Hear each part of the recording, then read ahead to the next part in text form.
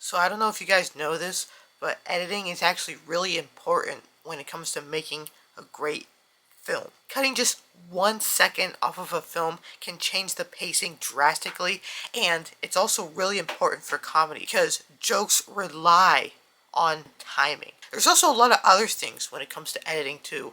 You know, on the big budget movies nowadays, they got tons of CGI. You gotta like paint out wires, you gotta do green screen work, color correction, sound. There is a lot of editing that goes into making films. That's why like post-production work on a film can take like over a year sometimes. It's also very challenging too. You gotta come through mountains and mountains of footage just to find the right angles to tell the story. But Lost in London takes a completely different approach.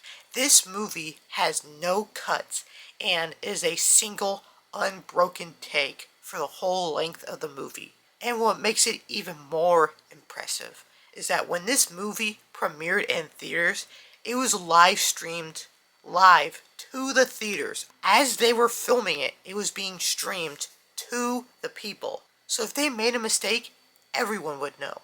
I have never seen anybody talk about this film, and I think it is way too good for you guys not to hear about. So I first found this movie about 4 or 5 years ago while I was just randomly scrolling on Hulu, and I saw it, and I thought the premise was very unique. And I also like movies that play around with form and stuff like that. And also I just like one-take movies. I watched another one, Victoria, which is like kind of like this heist film. You got a lot of other films that have sequences that are filmed in one take, or sequences that looks like they're filmed in one take. You know, they cheat them, but this movie is a true one-take film. Another interesting thing about this movie is that it is the directorial debut of Woody Harrelson. He also stars in the movie, and he also writes the movie. So this movie is based on a true story. It is about Woody Harrelson, who is afraid of his wife seeing a picture that the paparazzi took of him of, you know, kissing another woman. And, you know, his wife finds out. She is mad. She leaves. She's like, you know what? We'll talk about this in the morning, okay? And so then after that, it's just, we just follow Woody through this one crazy night. And so much stuff happened. It's wild, it's crazy, and it's emotional. And you know what? This movie, I felt like pulled off like the one take thing really well. Since it's one take, they cannot cut away, so it's all in real time, man. So that means, you know, we start in a theater with him doing a play. We follow him down the stairs, walking down the street to the restaurant, you know, where he meets his wife. We follow him there, he's at the restaurant, and then he gets in a car, and it's like, it's like you can't cut away, so it's not, you can't, like, show the best moments. You have to show everything. And that's what makes this movie really great, because you really get to, like, feel the emotions. Instead of cutting away or having montages or anything, we are sitting there with this character through all the awkward moments, through all, you know, the ups and downs, through this like emotional roller coaster of a night he's having.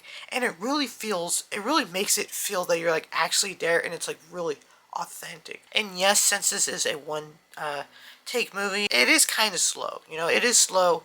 There is some long sequences of them, like, you know, sitting in cars, talking and stuff, because that's kind of the necessity, or like them walking. It's like, I don't blame them. I didn't find this movie to be boring. I think there's enough going on that like it's paced pretty well. But I mean, I know why. I know some people could find this movie boring, but I personally did not find it boring. This movie is basically like a live theater production. I just don't understand like how they made this movie, how they got this done. It must have taken so much work. They're not just like staying in one location.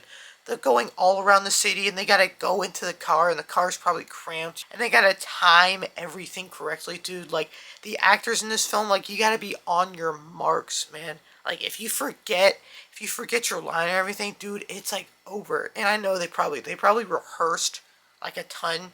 You got to, but still, man, like, those people must have been so nervous. Also, this movie is just like, there's just so many funny moments, dude. Like, it's a surreal and funny movie. One of my favorite scenes in the movie is when he is walking out of this club and he gets into a fight with this guy who's like in a wheelchair, dude.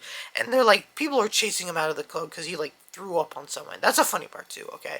But like he's running out of there and he gets into a fight with this guy in a wheelchair and he literally like knocks his wheelchair over onto the ground and he's like fighting him, dude. It's so funny, and the cops try to get him, dude. Oh my goodness. And there's another part where he's like, he's bleeding and stuff, and he gets into this taxi, and this taxi driver is mad. He's like yelling, screaming at him for getting blood everywhere, and he's like, you're gonna pay for this, you're gonna pay for this.